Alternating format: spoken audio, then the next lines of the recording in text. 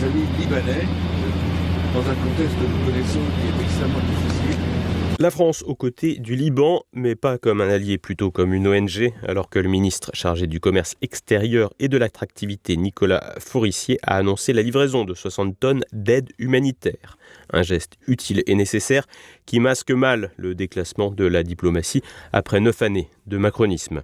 Le président de la République, lui, a exhorté Israël à renoncer à une offensive terrestre au Liban. Mais sa voix ne porte pas, alors que le pays du Cèdre est véritablement pris en étau dans le conflit opposant l'Iran aux États-Unis et Israël, comme nous l'explique Alexandre Aoun, journaliste spécialiste du Liban.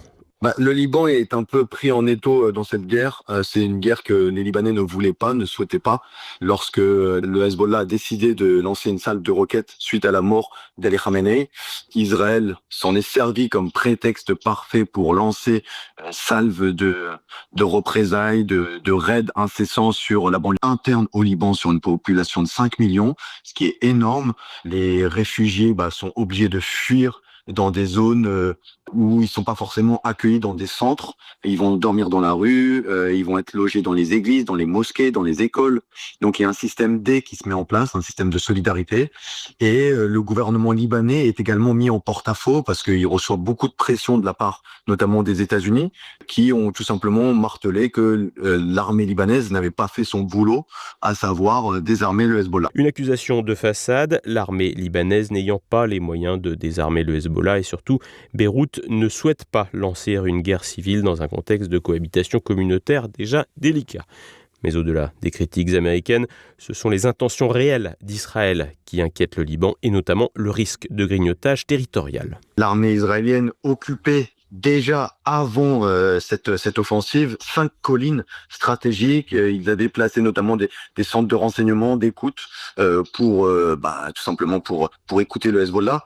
Et ils se sont servis, comme je l'ai expliqué, de ce prétexte de cette salve de roquettes qui n'a même pas fait de dégâts, soit dit en passant, pour lancer une opération terrestre avec l'envoi de plusieurs blindés, de régiments de blindés qui sont arrivés au Liban, qui ont passé la frontière, et ils ont demandé à la population libanaise vivant au sud du fleuve Litani, donc à 40 km de la frontière israélienne, de fuir.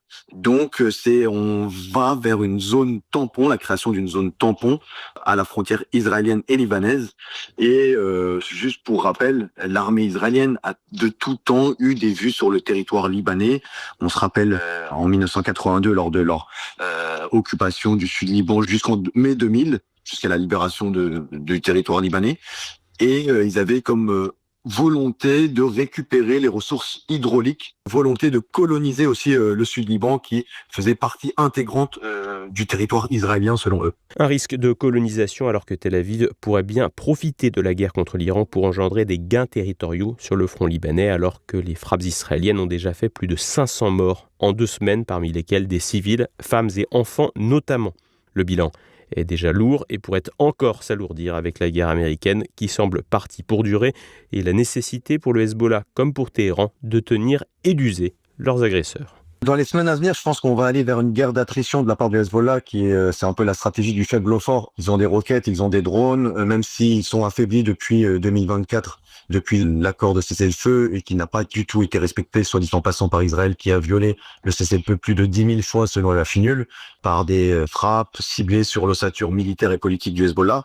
Le Hezbollah va essayer de collaborer avec l'Iran, donc c'est pour ça qu'il y a des attaques simultanées visant à saturer les intercepteurs israéliens pour permettre finalement aux missiles iraniens qui sont plus sophistiqués de faire des dégâts en Israël.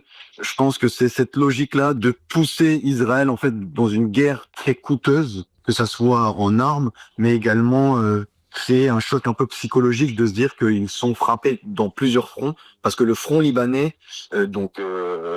par le Hezbollah, est un front de soutien pour alléger l'Iran et pour permettre à l'Iran de mieux frapper, par exemple, Israël. Donc je pense qu'on va aller plutôt dans une stratégie d'attrition, tout comme c'est le cas pour l'Iran, visant à saturer les défenses antiaériennes israéliennes et à pousser Israël soit à doubler finalement l'effort de guerre américain dans cette confrontation, ou soit aller vers une sortie de crise